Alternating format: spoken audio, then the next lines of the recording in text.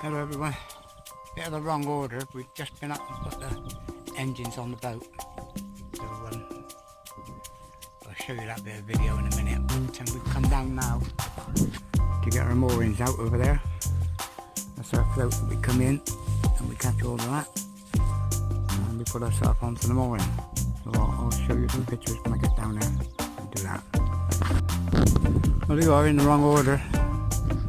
You can see all the seaweed I pulled off of my line. You don't want it floating, the seaweed will make it float, which is the last thing you want. And I've done the other one over there. And I've tied the line in the middle to float. And I can get all my both ends up of that one float. So we'll decide tonight. Up to the other boat now, I've got to go and have some dinner. Some grappling iron on the other boat. Catch you later.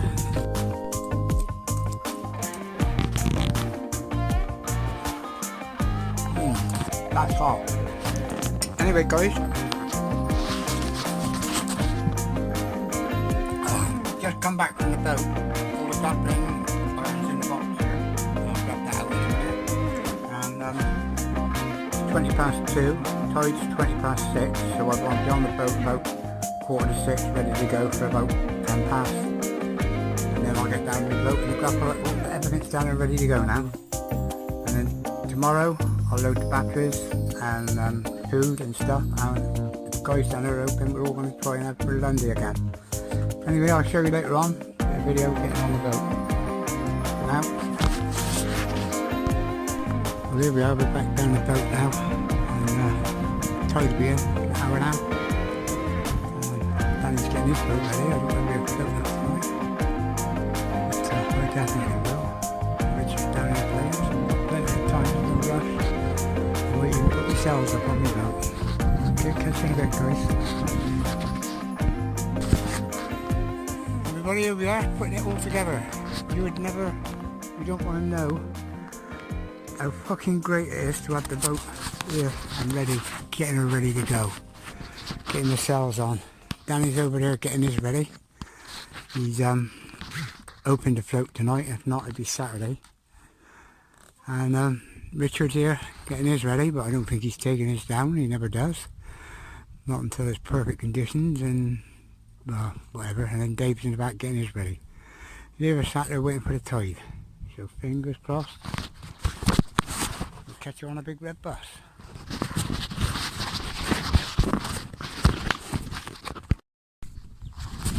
Well, this is, I've just got the sails on. I've just tied them down in a safety position because I won't be needing them tonight.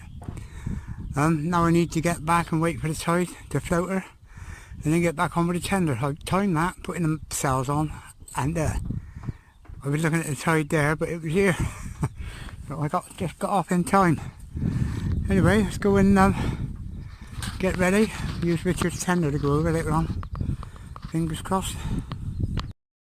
Okay, I've got Lyra on board. The water's nearly as high as it's going to go tonight, I think. So I've got Dave's tender with me. I'm tied tight at the moment, but as soon as I'm free, I'll knock that off and she can lag behind. So we're almost ready to go. Engines have been run up. Just a matter of starting up and getting the fuck out of it.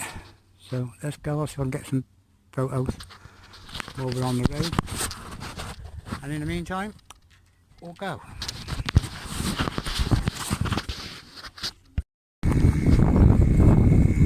Well, we're just heading out now. Oh shit, piece of paper just flew out the boat. We're just heading down the Crow now, so just left our mooring. Dave's tender is behind me. My little 4.5 is going away there, just on a little bit of throttle.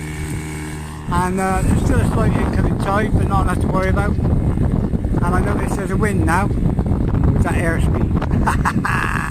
Anyway, I'll get back to what I'm doing and make sure I got to navigate out the wheel properly. And I'll catch you on the big bus again in a bit.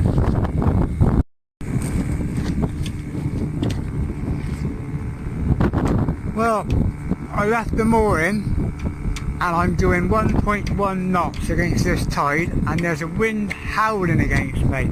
The wind must have picked up when I left the mooring. I should have left the sails ready to go. I couldn't really sail now. long to go, about 15 minutes so far. It is slow, but then I went out early again to see it coming tide, so you've got to expect it to be slow. In a minute the tide will change, so I should get there, get on my water. Anyway, catch you in a bit. Just passing the doctor's moor in. There's Catmarang. He won't be here this year. He's over in South Africa, and with the restrictions he won't be getting back here.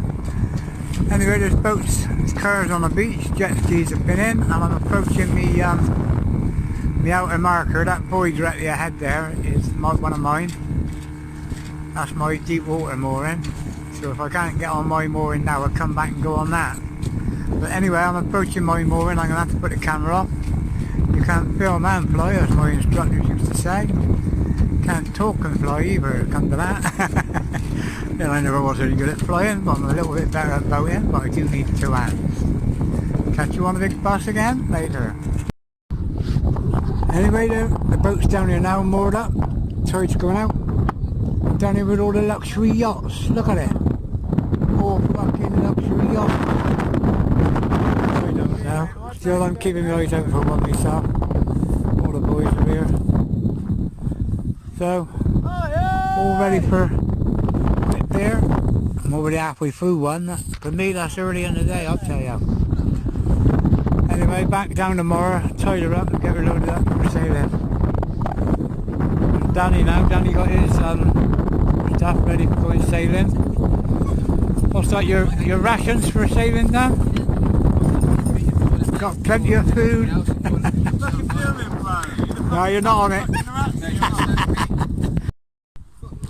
That's been great, isn't it? Right. How's the end of Minto? Yeah? What's going on? Do we not live in this world? We feel like fire tonight. We do. Mm-hmm. All self-distancing.